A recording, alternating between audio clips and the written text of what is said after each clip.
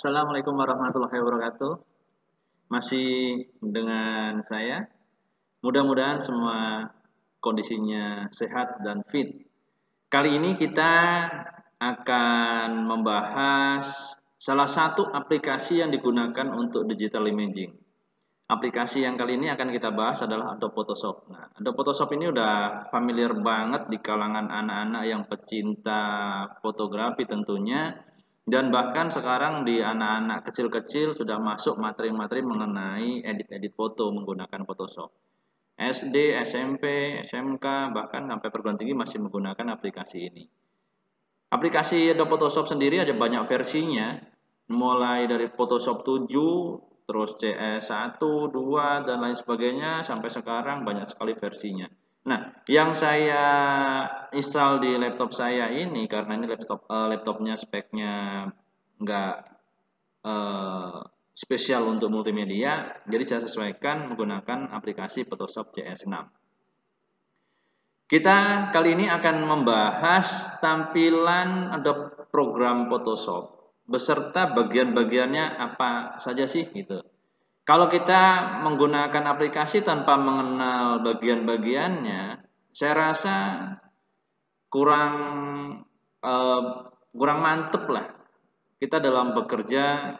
Apabila kita ingin A, B, C, kita nggak tahu kan kurang oke. Ya. Kita langsung saja.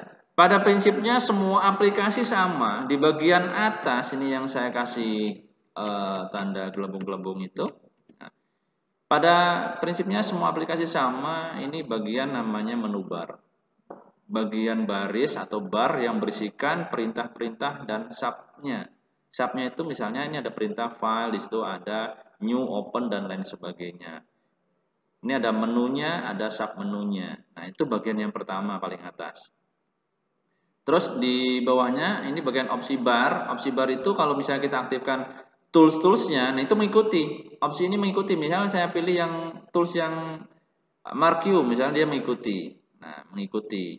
Jadi ini opsi bar ini mengikuti dari tools yang kita aktifkan atau objek yang kita aktifkan. Berikutnya di sebelah sini ya, yang ada kotak ini. Ini kotak yang berisikan alat-alat atau toolbox di dalam aplikasi Photoshop, namanya toolbox. Ada juga yang nyebutnya toolbar. Bagian yang berisikan alat-alat dalam kita bekerja menggunakan aplikasi Photoshop. Terus kita beralih ke sebelah kanan. Nah, di sini ada banyak banget panel-panelnya. Di sini ada panel juga yang di hide panelnya atau dock panelnya. Nah, di sini banyak sekali teman-teman. Nah, ini fungsinya nanti disesuaikan. Misalnya di paling atas. Sebentar, ini tiba-tiba agak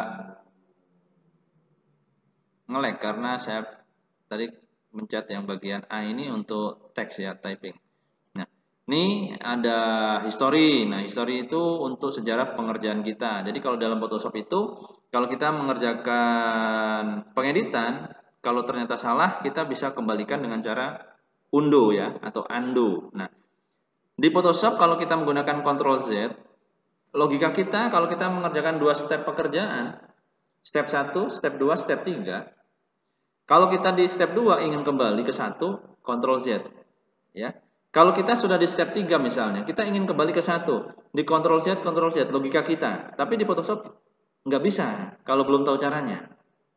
Sebenarnya bisa, tapi harus didampingi dengan shortcut yang lain. Nggak cuma Ctrl Z. Ya. Nah, jadi kalau ditekan cuma Ctrl Z aja, nanti dari 3 ke 2, 2 ke 3 cuma bolak-balik aja teman-teman.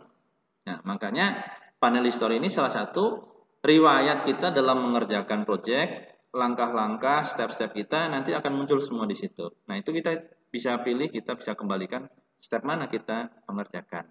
Nah, ini fungsi panel-panelnya. Tergantung panel apa yang, misalnya di sini ada layer. Nah, layer itu berarti kalau di Photoshop itu ada tumpuk-tumpukan. Misalnya ada background, ada gambar 1, gambar 2, gambar 3 terus. Nah, layer itu seperti itu. Kita bisa mengatur layer-layer atau lapisan-lapisan ini sesuai dengan yang kita inginkan. Nah, jadi panel-panel ini bermanfaat sekali teman-teman ya.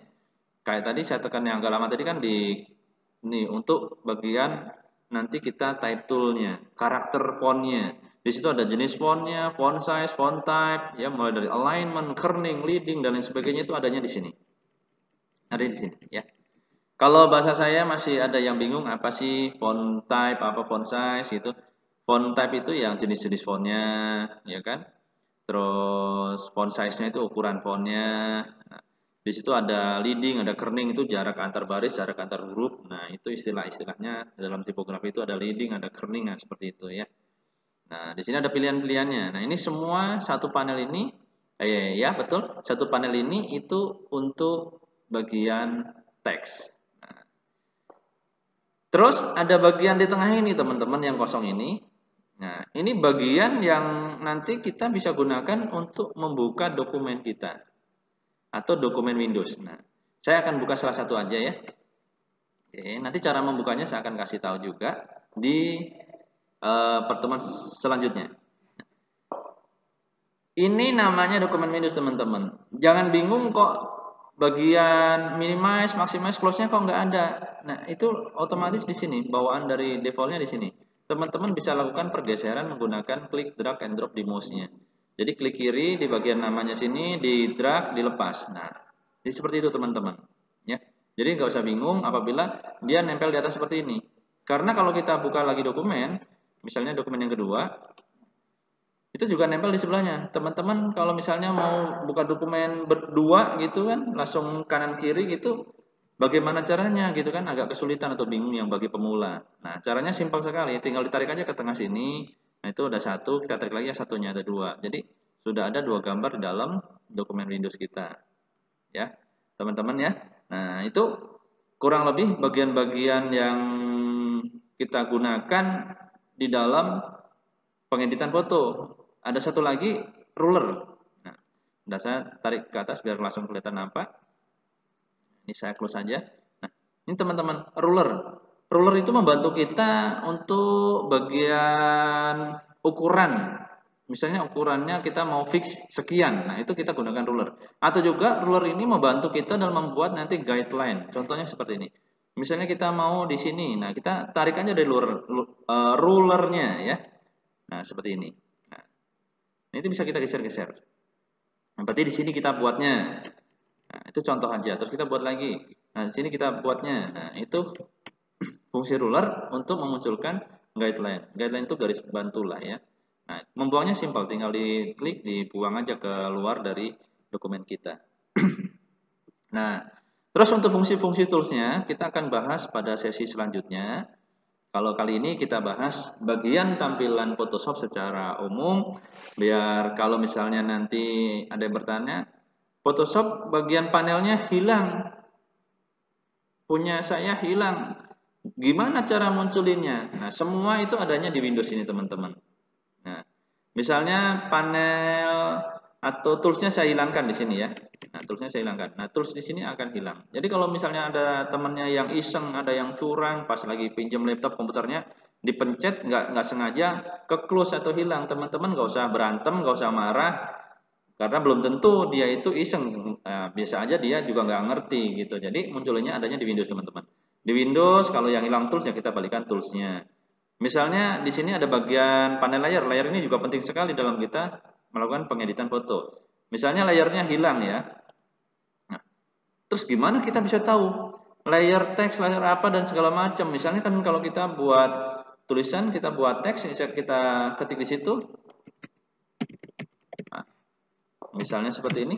Nah, bagaimana kita tahu layer kita pilih yang mana nih? Nah, kan nggak ketahuan teman-teman.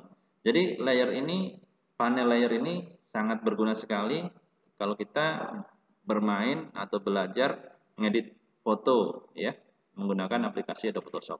Nah, caranya simple, dibuka menu Windows, balikan aja yang hilang tadi layar, kita cari layarnya di mana. Misalnya di sini. Oke, dia akan kembali lagi. Berarti ada dua layer yang di dokumen kita. Nah, oke.